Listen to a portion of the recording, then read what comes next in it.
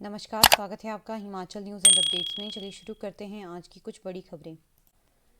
बर्फबारी से प्रभावित हुआ हिमाचल का जनजीवन।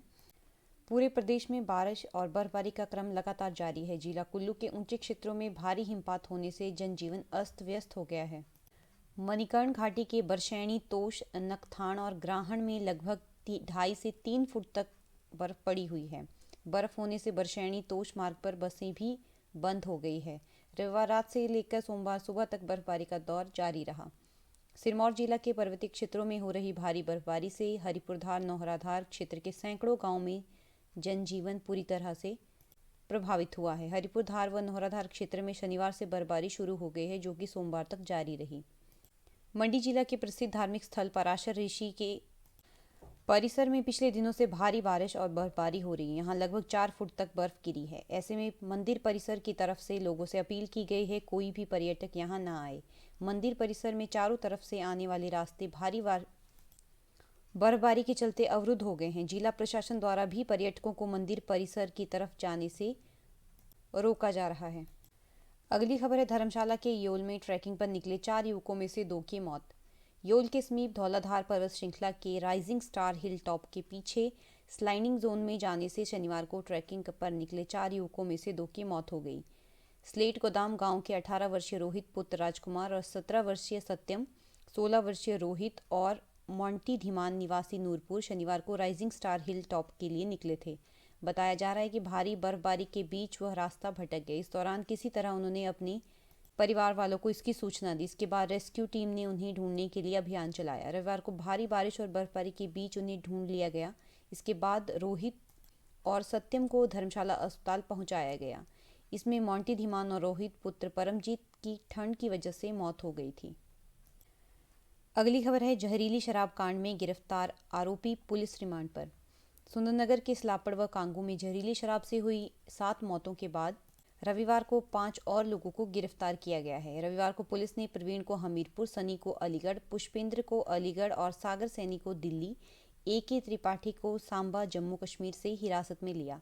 इनके खिलाफ आगामी कार्रवाई अमल में लाने के लिए कोर्ट में पेश किया गया। अदालत ने 7 दिनों तक यानी 29 जनवरी तक इन्हें पुलिस रिमांड में रखने के आदेश दिए हैं। इस मामले में अभी तक 7 लोग 26 जनवरी तक पुलिस रिमांड में चल रहे हैं।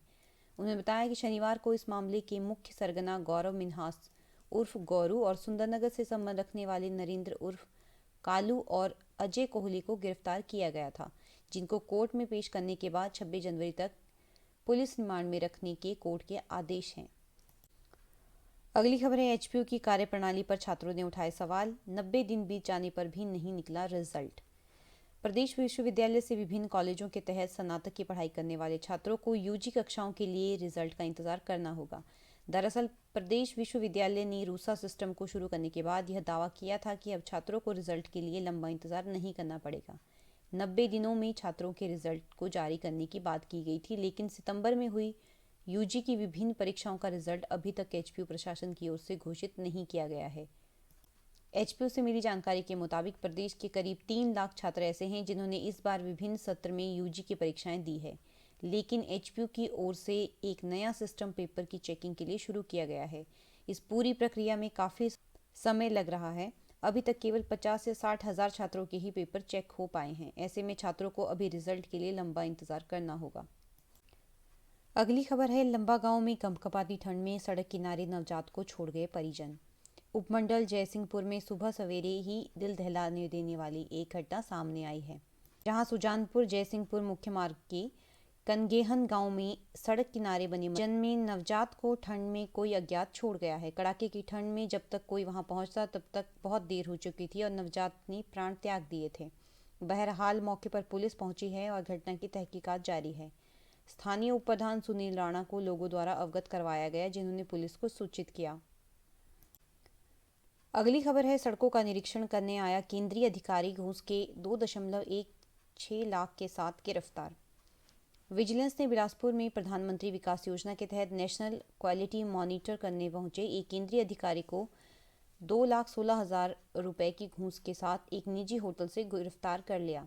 शिकायत मिलने पर की गई कार्रवाई के बाद विजिलेंस ने आरोपी के खिलाफ भ्रष्टाचार अधिनियम की धारा 7 और 13(2) के तहत केस दर्ज कर लिया है। कोर्ट में पेश करने के बाद आरोपी को 27 जनवरी तक रिमांड पर ले लिया है। अधिकारी पर आरोप है कि सड़कों को सही रिपोर्ट बनाने के लिए वह ठेकेदारों से रिश्वत ले रहा था। अगली खबर है, कर्मचारियों ने मांगा 15% बढ़ोतरी का तीसरा विकल्प। नए संशोधित वेतनमान पर असमंजस और कर्मचारियों के एक वर्ग में असंतोष की स्थिति पैदा होने के बाद रविवार को मुख्यमंत्री जयराम ठाकुर ने उच्च स्तरीय बैठक बुलाई। इसमें 5 प्रमुख कर्मचारी संगठनों के नेताओं को बुलाया गया। मुख्यमंत्री जयराम ठाकुर की अध्यक्षता में हुई इस बैठक में मुख्य सचिव राम सुभाग सिंह और अतिरिक्त मुख्य सचिव वित्त प्रबोध सक्सेना और प्रधान सचिव मुख्यमंत्री जेसी शर्मा विशेष रूप से मौजूद रहे। मुख्यमंत्री के सरकारी निवास ओकओवर में हुई बैठक में जयराम ठाकुर ने पूछा कि यह नया संशोधित वेतनमान लागू होने पर कर्मचारियों की क्या क्या समस्याएं हैं। हिमाचल प्रदेश अराजक पत्रित कर्मचारी महासंघ के अध्यक्ष अश्वनी ठाकुर और अन्य नेताओं ने उन्हें बताया कि प्रदेश के कर्मचारियों को नया वेतनमान निर्धारित करने के लिए 2 विकल्प 2.25 और 2.59 दिए गए हैं। कई कर्मचारी पंजाब की तर्ज पर तीसरे विकल्प की मांग कर रहे हैं। ये तीसरा विकल्प 15% वेतन वृद्धि का है।